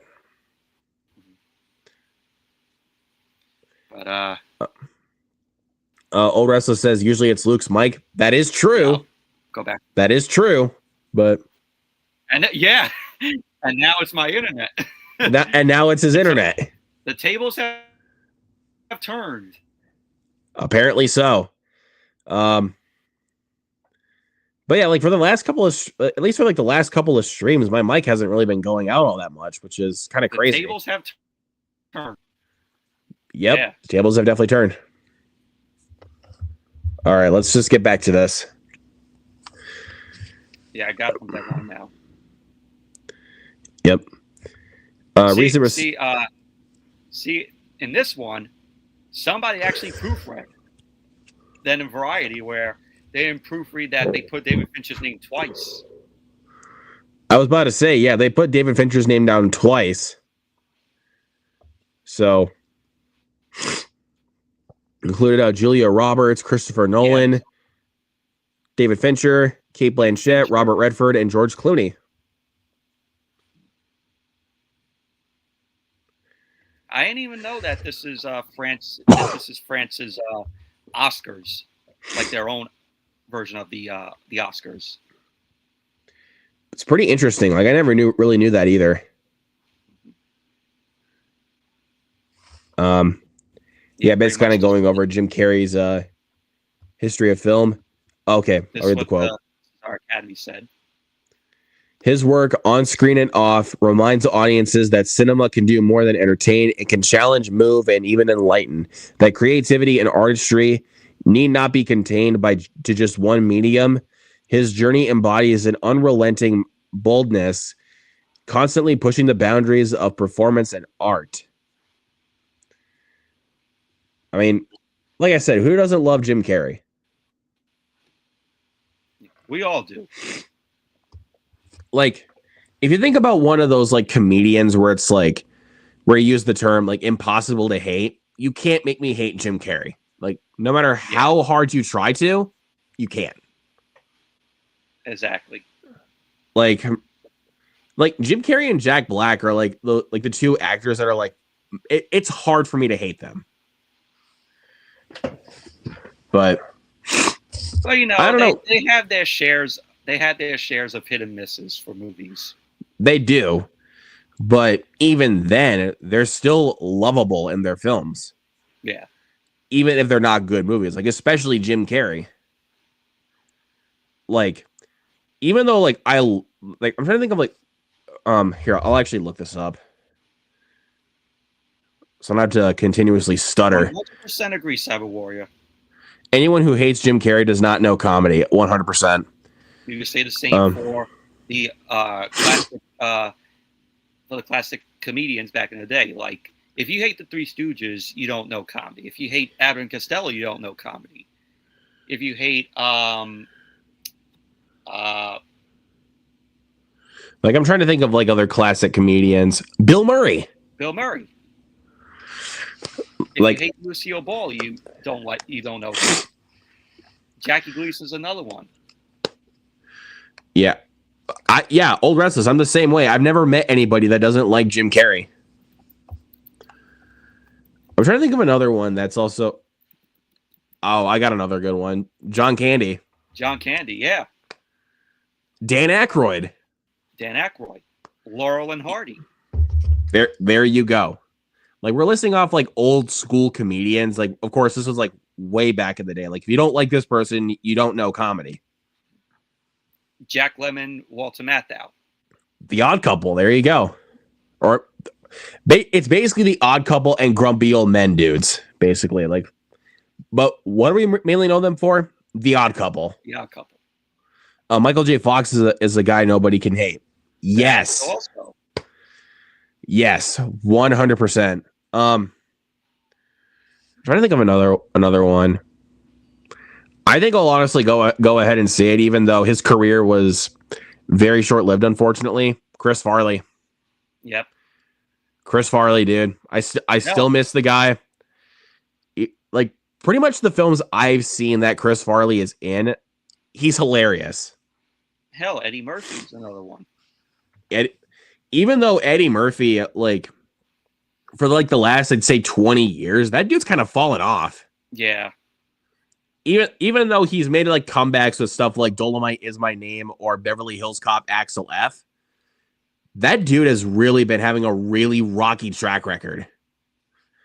Like if you think of stuff like, you know, Norbit or Meet Dave or 1,000 Words, even though I like Meet Dave. I like Meet Dave as well. Even though, let's be real, it's not that movie has a lot of jokes that are really not that funny. Yeah. And yes, 1,000 Words is a guilty pleasure for me. I really do not like that movie at all. I mean, oh, that's right. We can't forget about Adventures of Pluto Nash. Ugh. Speaking of movies that are not funny at all, but like if you think of like classic Eddie Murphy, like Trading Places, 48 Hours, or Beverly Hills Cop, like that's like classic Eddie Murphy. Yeah. Or how about Coming to America? Coming to America. That's another classic Eddie Murphy. I have not seen Coming to America. Watch the first one. I'm just gonna say that. Watch the first one. Don't watch the sequel. The sequel was massively disappointing. I gotta watch The Golden Child as well. The Golden Child's good. I mean, it's not one of his best movies, but it is a good one. I have it though. I just gotta get around to watching it. But Trading Places is one of my favorites of Eddie Murphy. I love Trading Places. Greatly directed by John Landis. I think Murphy and Dan Aykroyd have really good chemistry in that movie. Like, we're basically, if anybody doesn't know the plot, sorry, go ahead. I think that, you know, for that film, I think it was a good replacement for Dan Aykroyd, considering John Belushi passed away, because him and John Belushi had really great chemistry together. Yeah. I mean, the Blues Brothers. Yeah.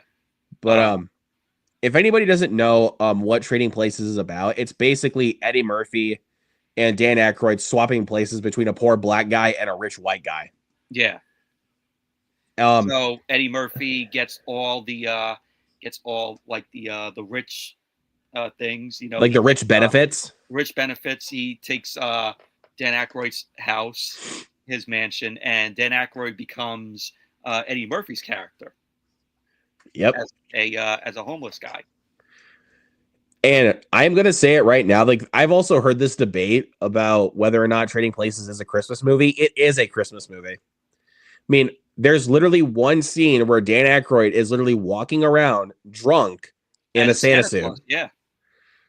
So it's technically taking place during Christmas. And then they're on the train, and Eddie Murphy's like, Merry New Year.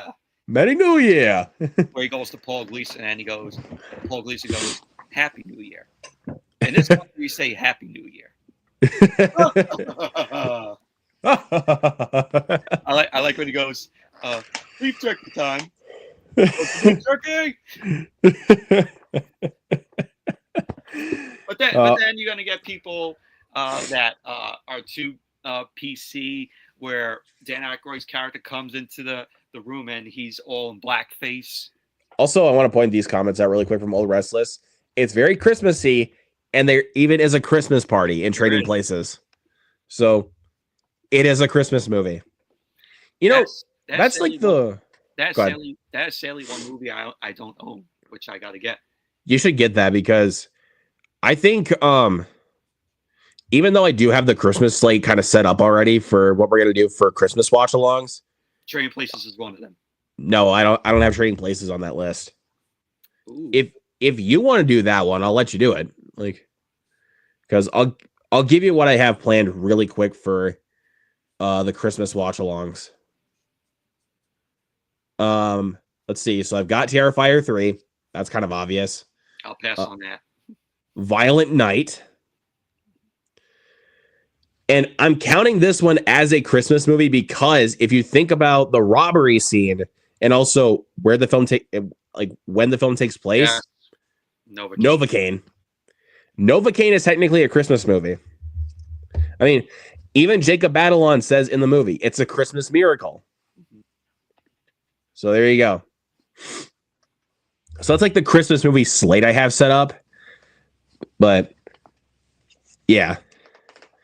But yeah, Trading Places, that's a great film. On 4K.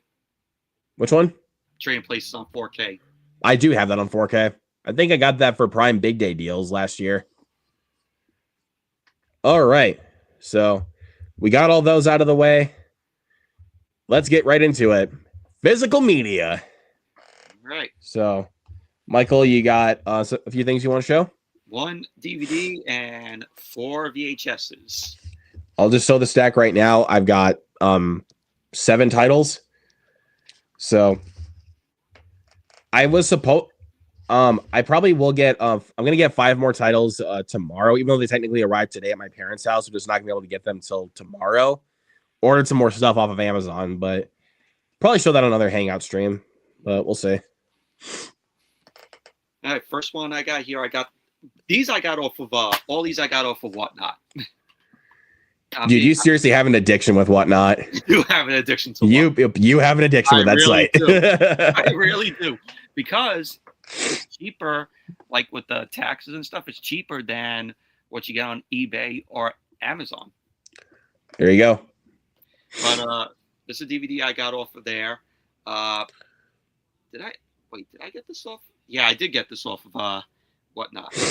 The Medallion with Jackie Chan, Lee Evans, and Claire Forlani. Have not seen this. I've heard pretty mixed to negative things about the film, but I got it because it's Jackie Chan, and of course Lee Evans. I enjoy when he was in Mouse Hunt, which is a classic. So, but who knows? This might be a fun film. Have not seen that one yet. It has some special features. It has 15 deleted scenes, commentary with the producer and editor, and trailers. And of course, you get your scene selections there, which they don't do anymore for like Blu-ray 4K, which I used to like when they would do scene selections whenever you get like DVDs. Yeah, I mean, I think it would be a lot easier, like if they did this, because if you had to go out and stop the movie, you would know what chapter of the film you left off. Like Rugrats Mysteries, like the one that I have here. It has the episode guide. Mm-hmm. Like if you had to stop or something, like then you would probably know what episode you left off on. Mm-hmm. I'm like, I don't know why studios stopped doing that scene selections. It was a lot easier for people. Well, also a lot of the times with Blu-rays now, like whenever like you stop a movie like midway through, like they'll give you the option like resume playback, and you do just click on yes, and then it'll pick up right where you left the movie off. So that's a good advantage with that, but at the same time, I do agree. So that's the Medallion. Now on to the 4 VHSs here. First one here, one of my favorite Joe Dante films.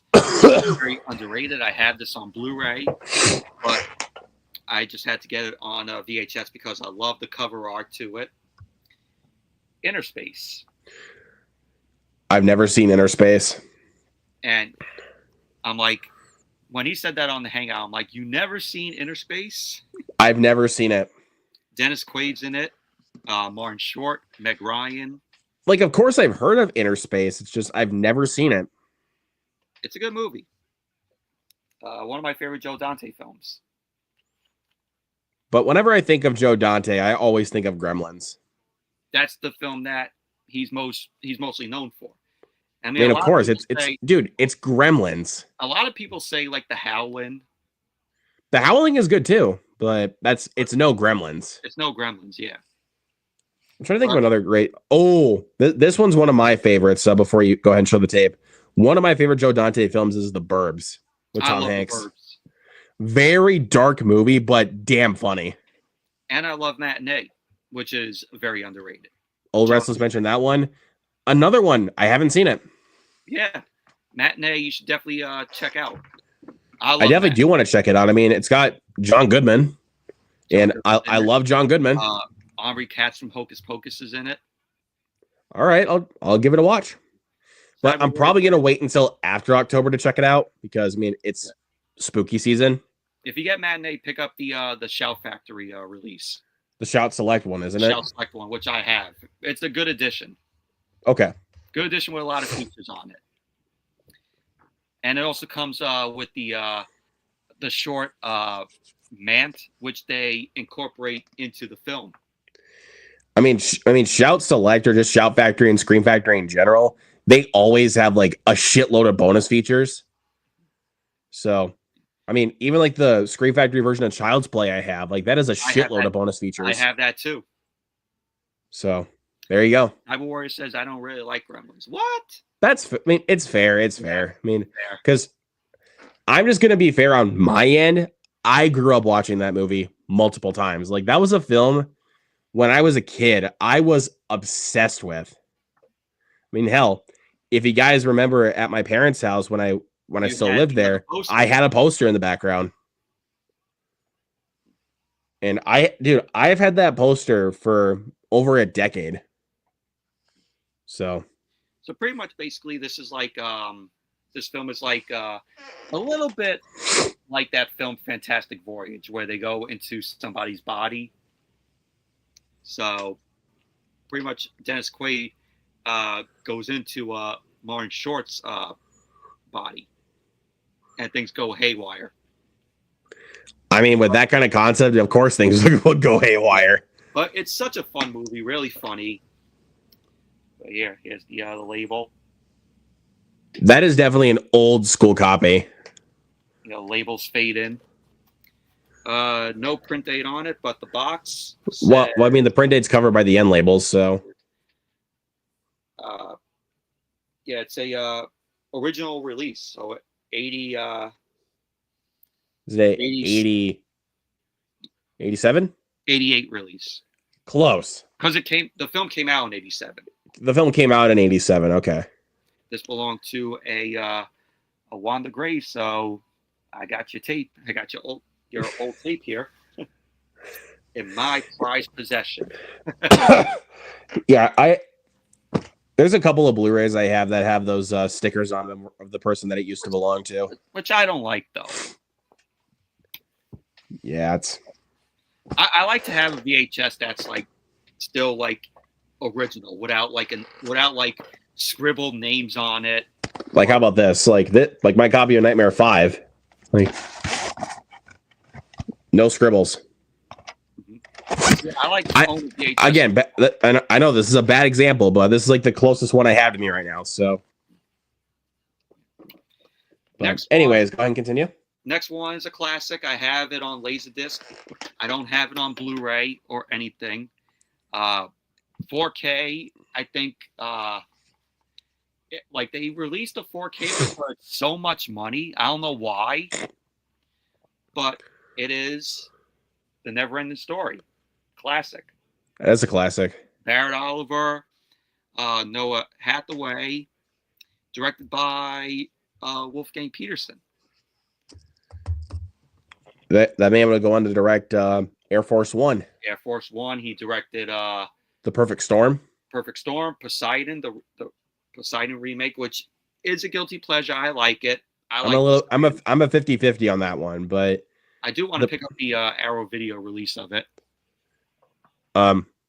He always has a Nightmare VHS. Das Boot. Yeah, I haven't seen that one. I know it's extremely long, but it is. I do want to see it though. But yeah, here's the back to it. I really like that scene where he meets the princess. And I did actually see this film for the first time, not as a kid, but a few years ago. My local Alamo Draft House had a screening of this, and that was the first time that I watched the film on the big screen, and I really loved it. Nice. Here's the label. And label. This is a 1991 reprint. Yeah, really good movie. Yeah, I really like these Warner VHSs from back in the day. I will certainly say, as a little one little nitpick, some of the effects in the original Never-Ending Story don't really hold up all that well. Like True. most of like I will say some of the effects do hold up, but quite a bit of them not really. True. I mean, but if you think about the effects in 2 and 3, like the first never ending story holds up way more than both of those. I'm gonna say that for sure. Next one here, another yeah, pretty much these 4 VHSs are all Warner Brothers films. Next one here, and I reviewed this film on my channel almost like 2 weeks ago, and it is a underrated Martin Scorsese film. Pretty much, this Martin Scorsese film doesn't get talked about a lot in his filmography. You could say the same for that film Hugo that he did, which I really love. Hugo's a good one. And it's called Alice Doesn't Live Here Anymore. Ellen Burstyn, Chris Christopherson. This film gave Ellen Burstyn her Oscar win for Best Actress. And Martin Scorsese did a good job directing this film. And it was Ellen Burstyn who wanted Martin Scorsese to direct the film. All right. And very good movie. Really, really loved it. And basically, this is the film that kicked off the series Alice, which lasted for 9 seasons. And basically, it's about Ellen Burstyn. She has a son, and her husband dies in this crash because he was a Coca-Cola driver. So it's her and her son, and they end up wanting to go to California to see, to visit Alice's, hometown, and she's pretty much a singer. So there's a scene in the film where she ends up getting a job as a singer, as a lounge singer, but it goes practically nowhere, and she ends up taking a job at, in a diner as a waitress. So pretty much it's basically the film follows the perspective from a woman.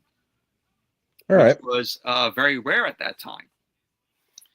But very good movie. The only downfall to this film, in my opinion, is her son is annoying in the film because he's like, "Oh, are we there yet? Oh, we going to California soon? Are we going to get there?" If you watch the film, yeah, you'll know why. Again, I have not seen it, but I'll check it out someday. Definitely check it out. Harvey Keitel is also in it, where he plays a guy who meets Ellen Burstyn as Alice in the bar, and they end up sleeping together, and we find out that he was married. He's still married, and he's very abusive. So, but that's Harvey Keitel, the roles that he plays in a nutshell. Yeah. So there's the label. The label. And print date on this is May 4th, 1995. So a 1995 reprint of the film. And this film is only available on DVD. There's no Blu-ray, no 4K of it, which I don't know why. That is very strange. Yeah. But Luke, this is a film that I recommend you see. It's Martin Scorsese, one of his underrated films. So definitely check it out. I love Scorsese, so this is a film to check out. If you can find it on VHS, find the DVD of it, definitely give it a watch. All right. Cyber Warrior says, and Oresta says, Mel, kiss my grits. I'm not sure what they're referencing. They're referencing a scene from the film. Oh, okay. Again, I saw that. I'm like, wait, yeah. Wait. I'm not sure what you're referencing because again, I haven't seen the movies, so I don't know. Also, I forgot to mention Martin Scorsese has a little cameo in the film where he's sitting at the diner table. You see him how he looks, how he looked like in Taxi Driver. I mean, I love Taxi Driver, so. And also, a young Laura Dern is in this film. Did not know she was in that either. Yeah, But what I was trying to say is though, I remember Scorsese made a cameo in Taxi Driver.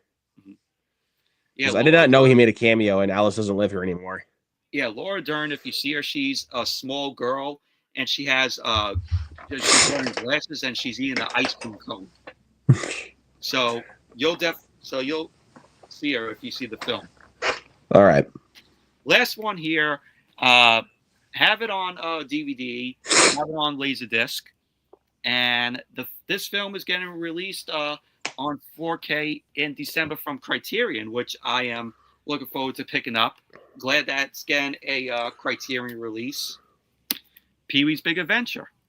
Classic. That is a classic. Paul Rubens, may he rest in peace. I still cherish the photo and me meeting him at Comic-Con back in 2019. So I will always cherish that. Love that movie. That was the movie that put Tim Burton on the map. Yeah.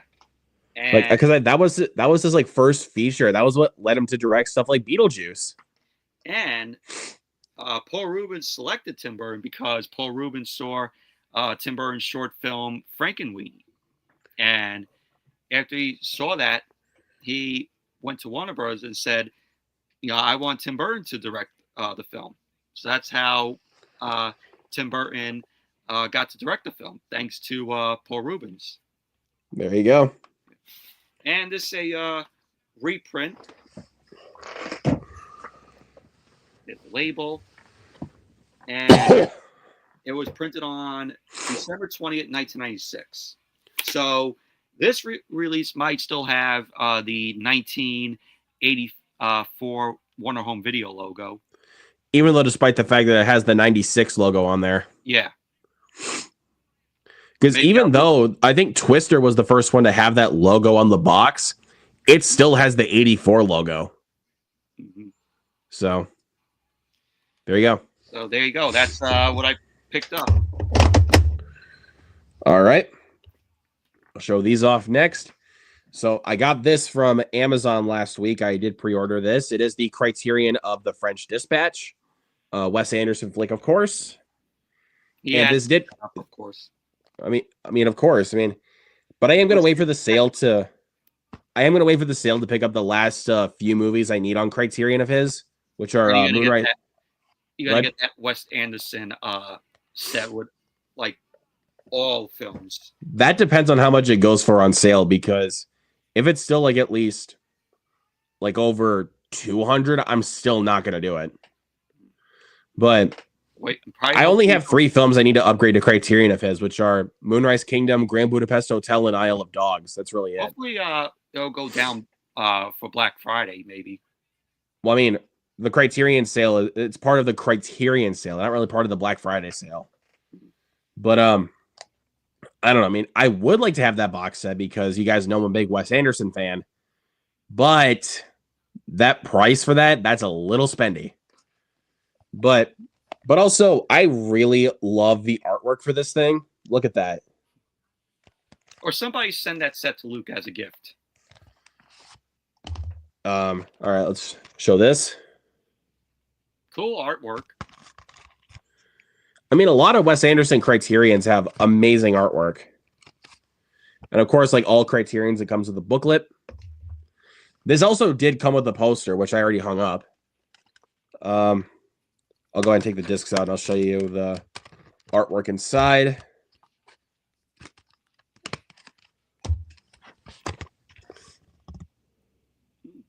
Nice. There you go. But if I had to think about like my favorite Wes Anderson Criterion artwork, probably Grand Budapest Hotel. Here's a little note here. Oresta says Wes Anderson's brother does the art for the covers, I believe. I did not know that. That's actually really interesting. Because dude, like the cover arts for a lot of the Criterions for Wes Anderson films look amazing. Like Bottle Rocket, Rushmore, Royal Tenenbaums, like you name it. All right. And these last 6 are all Walmart pickups, but on 2 separate trips. So here's what Michael was talking about earlier. Here's the home with Pete Davidson. You let me know how that movie is. I'm hoping it's good, but again, I have not really heard anything really that good about it. So, which is disappointing, but we'll see. I did buy Megan 2.0. I enjoyed this, not as much as the first one, but it was still good. I'll pick it up if I mean you sent me the first one. Yep. And then I also got The Last of Us season 2. I still have yet to finish season 1, but once I do, I will watch this season. Yeah, they spoiled it for me. With, well, that was because it was part of the game. So with Pedro Pascal, yeah. All right, and then these I'm like when they killed off Pedro Pascal's character and that, I'm like, yeah, I'll pass on the series. I'll pass on watching it. But again, the reason why they said that is because it was also part of the game. So, all right, these last three, their ratings are going to go down for next season. I don't know about that, but we'll see. All right, but these last three were all new releases that I picked up today. I did buy The Bad Guys 2. I was hoping to get this on 4K since I have the first one on 4K, but it's fine. I'm okay with the Blu-ray. All right, and I picked up Nobody 2. Really enjoyed this sequel. Again, not as good as the first, but still really enjoyed it. Did it come out on 4K or just Blu-ray? It also came out on 4K, but my Walmart didn't have the 4K in stock. They only had for both of these, they only had the Blu-rays. You know, now that came out, I could just do a double feature of Nobody and Nobody 2. Well, then you got to get your hands on Nobody 2 then. Because you sent me Nobody. I sent you the first one, so I think Nobody 2 should be on Peacock here pretty soon. So we'll see. And the last one, if you guys thought I was going to pick up I Know What You Did Last Summer, well, you're dead wrong. Damn it. I'm just waiting for that price to go down. But also, here's the benefit. My Walmart didn't have the Blu-ray. You know what? I might pick it up if it's cheap, like if it's on sale. There's no way I'm spending the money that I'm waiting until that goes on sale. Because I have the original. I Still Know What You Did Last Summer. So why not add the remake or the reboot to my remake / sequel? Yeah. Because it is technically a sequel because it has Freddie Prinze Jr. and Jennifer Love Hewitt. Oris says, why pick it up if it sucks? Come on, guys. We're completionists for crying out loud. So that's the only reason why I would own it, because I'm a completionist, but it's bad. Me, I'm not like a completionist because the Home Alone films, I only stopped at 3. No way do I want the rest. I think the first 2 are the only ones that even have Blu-rays regardless anyway, so. Why is there no 4K of Home Alone 2? They got to get on that. But anyways, disregard that. The biggest release that came out today is F1. That I need to pick up. And yes, this was the only new release today that they had the 4K of. So I was like, yes, I have to buy this on 4K because. How much is it selling for? I think, well, at my Walmart, it was $30. So it's pretty much regular price. Good price. Yeah, I have been wanting to watch this movie again because I didn't see it a second time in theaters. I ain't seen it in theaters. This movie is fucking awesome. I mean, it has its cliches in the sports genre, but this is a damn good movie. I ain't seen it in theaters because of that runtime. I will say it is a little too long. I will admit it's a bit too long. But even then, that doesn't make the film go down by a lot because the rest of it is just so damn good. Cyber Warrior, I agree. Yeah, 4 through 6 are absolute garbage. But yeah, the Home Alone franchise ended at. But yeah, these were the 3 big releases for today that I picked up. But the one that I was mainly going for was F1. But I would get that. I would get that first, and then get Spawn because that came out today as well. I'd rather you pick up F1. I said I'd rather pick up F1 because you've heard a lot more positive things about F1. I mean, I know you've seen Spawn; it's a guilty pleasure, but F1 is god tier. But next week is also a pretty stacked week for physical media. Like, I've got 2 steelbooks pre-ordered for Mission Impossible and Fantastic Four. Weapons is also coming out, but I'm probably just gonna have to pick up the regular version because Amazon was stupid with the steelbook. What is with Amazon and that shit? So I'll just pick up the regular 4K if they actually have it in stores. If they don't, I gotta order it online then. My buddy Swerve is in the chat. Yeah, Ninja Turtles. What's up, Swerve? Ninja Turtles 3. Yeah, I agree. Fuck Ninja Turtles 3. The first 2, though, those are classics. First 2 are classic. The third one doesn't exist to me. And also the Michael Bay ones don't really exist to me either. Those are not good movies. They are guilty pleasures to me.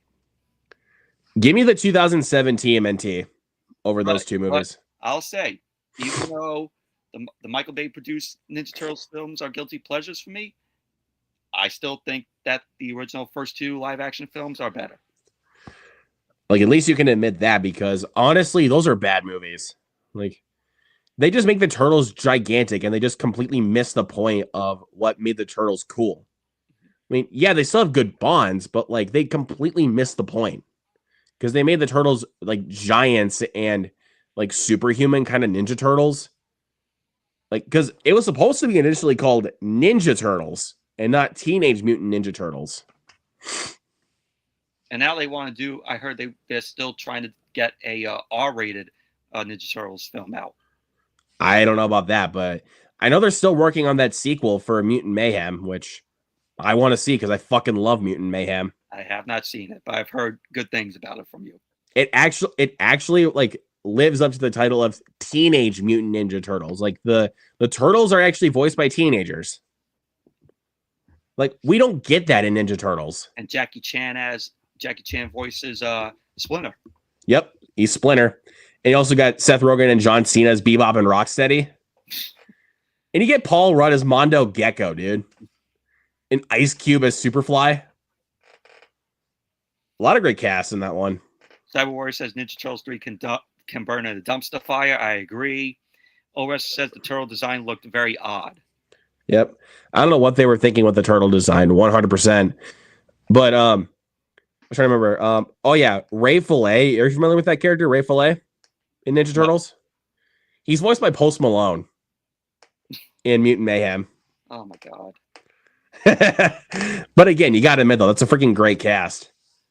But that's it, guys. That is our episode of Movie Fanatics. For anyone that is just clocking in, there will be no episode next week because next week is Michael's birthday. So on the 15th. Yep, on the 15th it is his birthday, so he'll be out on the 14th. So I'll be just taking a break on the 14th, out on the 15th. Yeah. My buddy Swerve says Post Malone should play Rat King. Well, he's already played Ray Fillet, so I don't know what else to say. Thank you, all Restless. Yep. So, yeah, no episode next week, but on the 21st, we'll be back in full swing with another episode. Yep, so, we'll be back on the 21st. So, yeah, and also the announcement from last week, we still don't know if it's going to come into... Yep, thank you, Swerve. But also Michael's announcement from last week, we still haven't heard any further information, but once we... Yep, still no news. Yep, but once we get the news, then we'll let you guys know. But anyways, guys, that's it. We'll see you guys in the next video. Everyone, have a good night. Peace. See you all in 2 weeks. Peace.